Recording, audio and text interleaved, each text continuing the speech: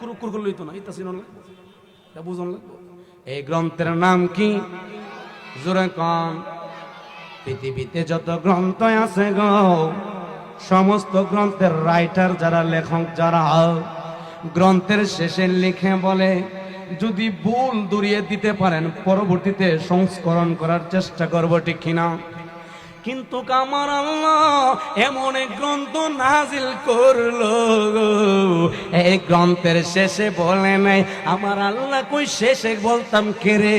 এই গ্রন্থের প্রথমাংশে আমি বলে দিলাম, প্রথম ভাগে আমি বলে দিচ্ছি, যালিকাল কিতাবু লা রাইবা ফীহি।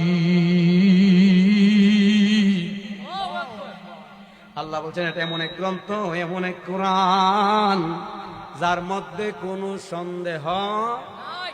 জোরে কোনা সন্দেহ, এই গ্রন্থের মধ্যে কোনো সন্দেহ নাই। সন্দেহ যদি কেউ সন্দেহ করে ঈমান চলে যাবে।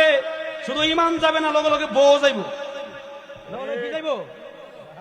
আপনার ঈমান না থাকলে কি বউ থাকবো? কারণ বউ তো মুহাম্মদী শরীয়ত দিয়ে বিয়ে করছেন, মোহাম্মদই নাই, কুরআনও নাই, ঈমানও নাই, বউকে লইছে। এজন্য এই কোরআনের একটা জের, একটা জবর, একটা পেশ, একটা হরকত যদি কেউ অস্বীকার করে গো, তার ঈমান তালাক হইয়া যাবে, ঠিক না?